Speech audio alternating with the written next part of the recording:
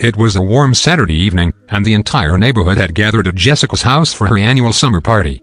The sweet scent of barbecue filled the air as the laughter of children playing in the backyard blended with the music playing softly in the background. As usual, my husband, Jake, and I had been the life of the party, chatting with friends, playing games, and enjoying the relaxed atmosphere. But tonight, something was different. Jake was usually the laid-back type, always going along with whatever joke or playful comment came his way. The teasing was part of our usual banter. I had known the people here for years, and it was all in good fun. However, as the evening wore on, the teasing took a different turn. It started with harmless jabs about his obsession with golf, then jokes about his inability to cook, followed by a few comments about his dad jokes. The crowd laughed, but I could tell Jake was getting a little quieter. His smile was forced, his eyes distant. Still, he said nothing as the jokes continued.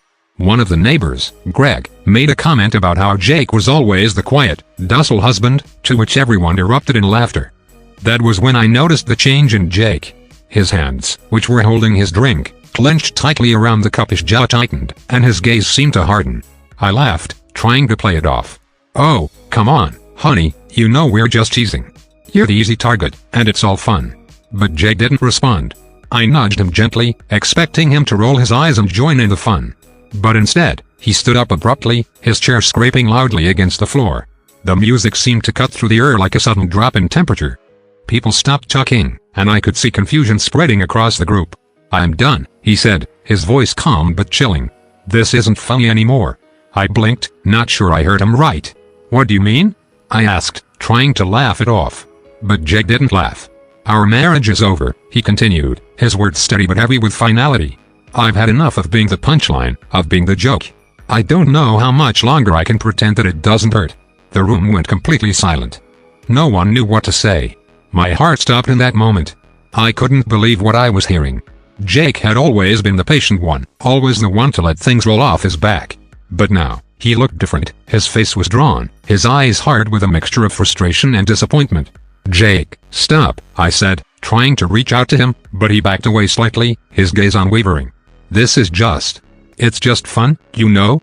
You always laugh at these things," I said, trying to ease the tension. But he shook his head. "No, not anymore." The awkwardness of the room was suffocating, and all I could do was stand there, dumbfounded, as my husband, who had always been so supportive, so understanding, said the one thing I never thought I'd hear.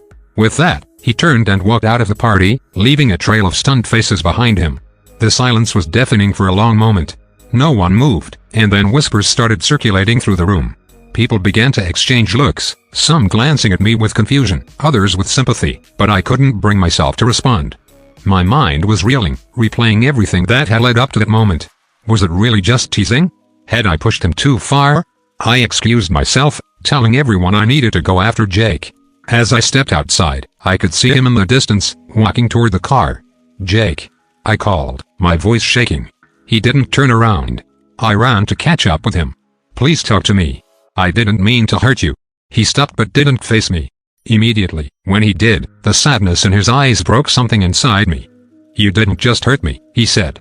"You made me feel invisible, like I wasn't worth anything but a joke. I need more than this. I deserve more." I stood there stunned, not knowing how to fix the damage I had caused. I reached for him, but he pulled away. "Maybe some time apart will help us figure this out," he said quietly, before getting into the car and driving off. The house felt empty when I returned. The party was still going on, but it felt miles away.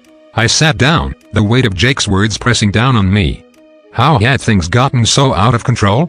I knew I had to take responsibility for my part in it, but I also wondered how many times I had brushed off his feelings for the sake of a laugh. I wasn't sure what would happen next, but one thing was clear: teasing had crossed the line, and I wasn't ready to lose my marriage over something so simple.